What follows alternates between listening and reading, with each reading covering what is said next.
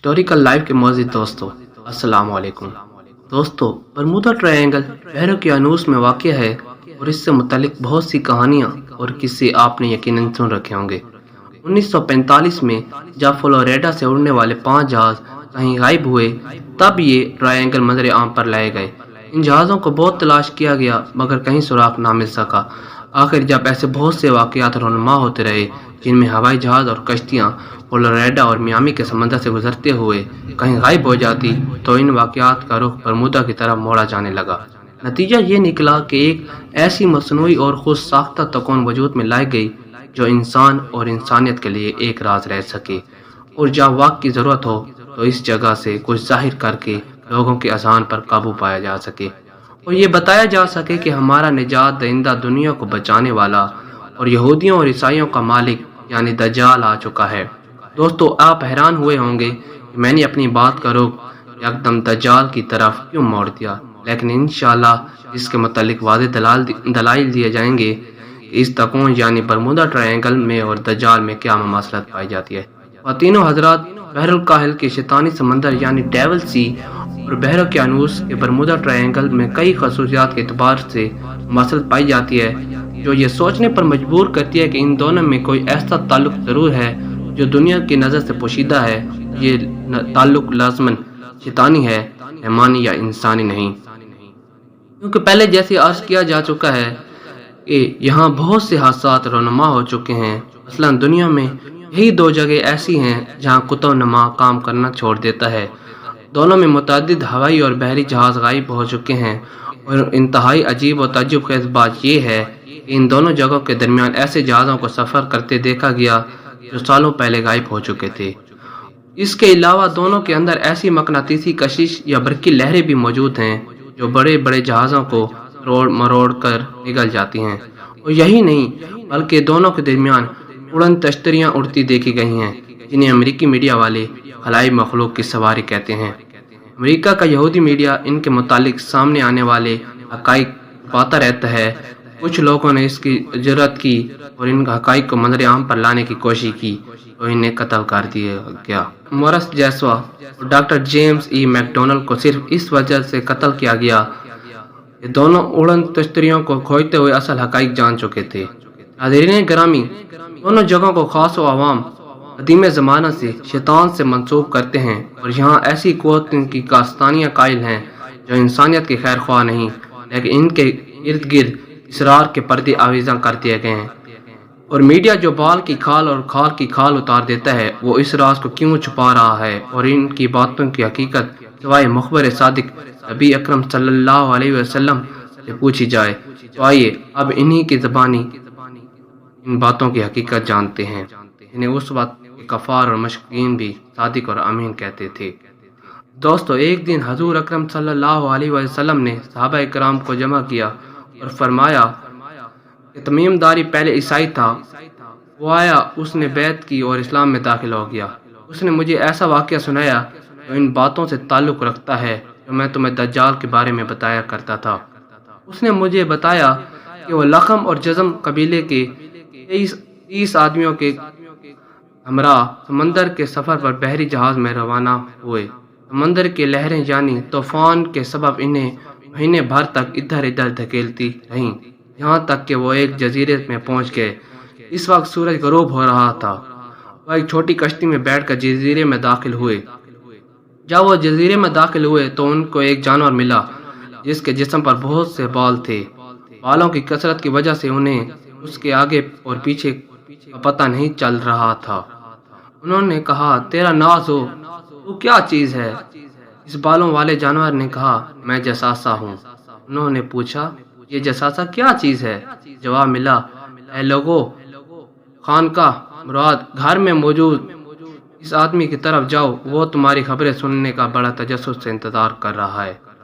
इन्हें खौफ हुआ कि कहीं यह जानवर शैतान ना हो और कहीं कोई नुकसान ना पहुंचाए। फिर हम तेजी से चले और खानका में दाखिल हो गए। वहाँ हमने भारी भरकम काट का एक आदमी देखा जिसके घुटनों से टुकनों तक बंधी एक लोहे की जंजीर थी और इसके हाथ गर्दन के साथ बंधे हुए थे। हमने पूछा, तेरा नाज ओ, तू क्या चीज़ है? اس نے کہا میرا پتہ تمہیں جلد چل جائے گا، یہ بتاؤ تم کون ہو؟ ہم نے کہا ہم عرب سے ہیں۔ پھر ہم نے سارے سفر اور طوفان اور جساسہ کے بارے میں بتایا۔ اس نے ہماری طرف آنے کا کہا۔ اس نے کہا لسان کے نخلستان کے بارے میں بتاؤ۔ ہم نے کہا اس کے بارے میں کون سی بات پوچھنا چاہتا ہے؟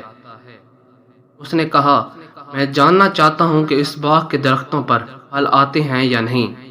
ہم نے کہا ہاں پھل آتے ہیں۔ اس نے کہا مجھے تبریہ کی جھیل کے بارے میں بتاؤ۔ ہم نے کہا اس کے بارے میں کون سی بات پوچھنا چاہتا ہے؟ اس نے کہا کیا اس میں پانی موجود ہے؟ ہم نے کہا ہاں اس میں بہت پانی موجود ہے۔ وہ بولا اس کا پانی بہت جلد ختم ہو جائے گا۔ پھر اس نے کہا مجھے زغر کے چشمے کے بارے میں بتاؤ۔ ہم نے کہا اس کے بارے میں کون سی بات پوچھنا چاہتا ہے؟ اس نے کہا کیا اس میں پانی ہے اور کیا لوگ اس کو استعمال کرتے ہیں؟ ہم نے کہا ہاں اس میں بہت پانی ہے اور لوگ اسے اپنے کھیتوں کو سیراب کرتے ہیں۔ اس نے پوچھا مجھے محمد صلی اللہ علیہ وآلہ وسلم کے بارے میں بتاؤ۔ ہم نے کہا وہ مکہ سے نکل کر یثرب یعنی مدینہ آ گئے ہیں۔ اس نے پوچھا عربوں نے اس کے ساتھ جنگ کی؟ ہم نے کہا ہاں۔ اس نے پوچھا کہ اس یعنی حضرت محمد صلی اللہ علیہ وآلہ وسلم ان کے ساتھ کیا کیا؟ ہم نے کہا کہ وہ ارد گرد کے عربوں پر غالب آ چکے ہیں اور انہوں نے ان کی اطاعت قبول کر لی۔ اس پر اس نے کہا کیا واقعہ ایسا ہو چکا ہے؟ ہم نے کہا ہاں۔ پھر اس نے کہا ان کے لیے بہتر یہی ہے کہ وہ اس کی اطاعت قبول کر لے۔ اب میں تمہیں اپنے بارے میں بتاتا ہوں۔ میں دجال ہوں، مجھے ان قریب خروج کی اجازت مل جائے گی۔ ناظرین گرامی، اس حدیث سے معلوم ہو چکا ہے کہ دجال پیدا ہو چکا تھا اور اب وہ اپنی رہائی کا منتظر ہے۔ اس کی رہنے کی جگہ ایک آباد جزیرہ ہے۔ اس کے کرندے اسے لمحہ بہ لمحہ دنیا اور انسانوں سے آگاہ کرتے ہیں اور اس کو غیر معمولی طاقتیں دی جائیں گی۔ اب سوال یہ ہے کہ کیا برمودا ٹرائینگل کو ہی اس کا اصل مقام کہا جائے؟ جہاں پر کوئی جانے کی جرات کرے تو اس کا نام و نشان صفحہ ہستی سے مٹا دیا جاتا ہے۔ تو ناظرین گرامی، یہ واقعہ سنانے کے بعد حضور اکرم صلی اللہ علیہ وسلم نے اپنا عصا مبارک ممبر پر فرمایا یہ ہے طیبہ، یہ ہے طیبہ، یعنی مدینہ منورہ میں تم کو یہی بتایا کرتا تھا۔ جان لو کہ دجال نہ شام کے سمندر میں ہے نہ ہی یمن کے سمندر میں، وہ مشرق میں ہے۔ اور حضور اکرم صلی اللہ علیہ وسلم نے مشرق کی طرف ہاتھ سے اشارہ فرمایا۔ صحیح مسلم حدیث نمبر 7208۔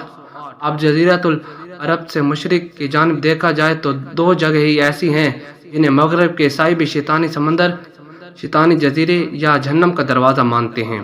اور مزے کی بات یہ ہے کہ دونوں کا آخری سرا امریکہ سے جا ملتا ہے۔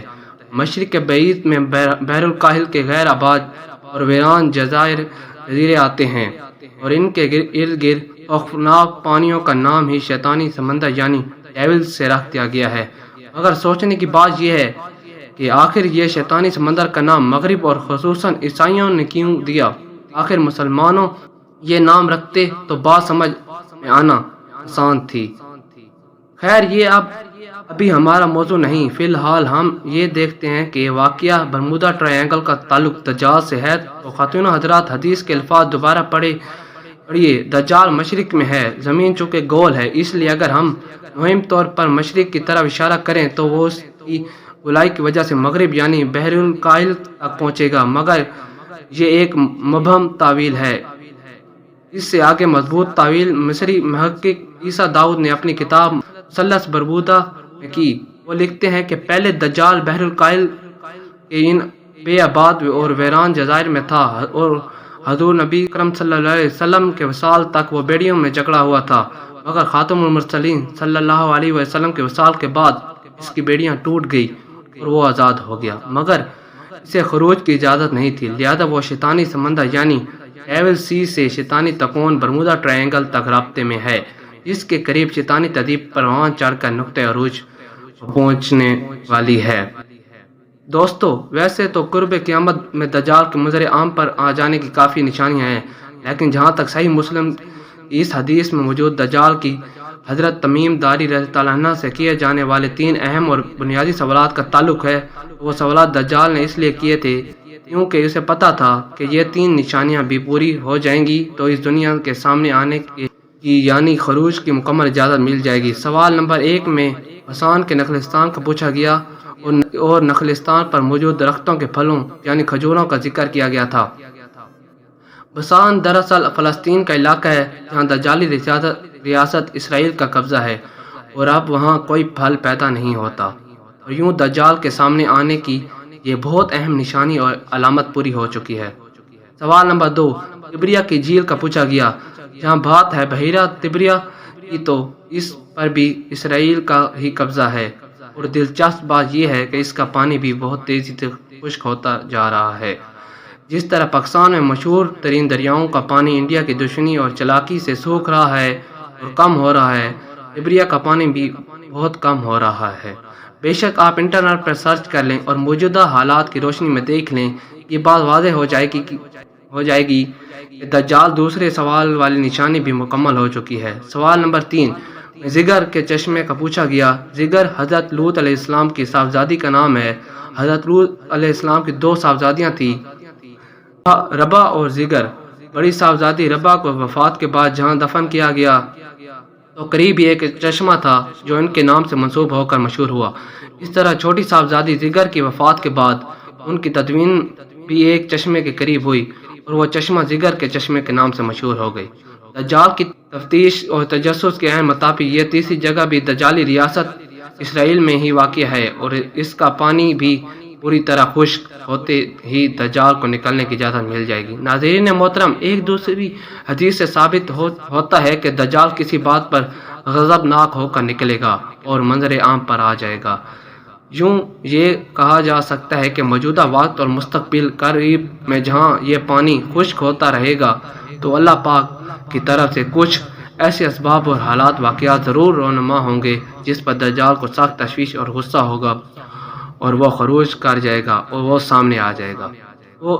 وہ ایسی کیا بات یا باتیں ہوں گی، واقعات ہوں گے، یہ سب عیب کی باتیں ہیں، لیکن اتنا ضرور سمجھ آتا ہے کہ وہ دجالی ریاست اسرائیلی دجالی چمچوں یعنی صہیونیوں اور یہودیوں، دجال پرست عیسائیوں، دیگر غیر مسلم مذاہب کے دجالی چیلوں اور نام نہاد مسلمانوں کے خلاف ہی کچھ ہوگا، تبھی وہ اتنا غصہ میں آئے گا۔ اللہ پاک ایسے عظیم فتنے سے ہمیں اپنے امن و امان میں رکھے۔ اگر ہوش مندی سے دیکھا جائے تو ایسے محسوس ہوتا ہے کہ اب دجال کے خروج کا زمانہ زیادہ دور نہیں۔ اس لیے فتنے سے بچنے کے لیے ہمیں اپنی ایمانی قوت حاصل کرنا ہوگی۔ یہی واحد حل ہے جس کے ذریعے باطل اور اہل باطل کو ہر محاذ پر شکست دی جا سکتی ہے۔ اللہ پاک ہم سب کو دجال کے فتنے سے محفوظ رکھے اور ہمیں ایمان کو مضبوط کرنے کی توفیق عطا فرمائے، آمین یا رب العالمین۔ دوستو، ویڈیو پسند آنے کی صورت میں اسے زیادہ سے زیادہ لائک کر کے ہماری حوصلہ افزائی کریں اور فیس بک پر اور واٹس ایپ پر شیئر کر کے ہماری حوصلہ افزائی کریں۔ خدا حافظ۔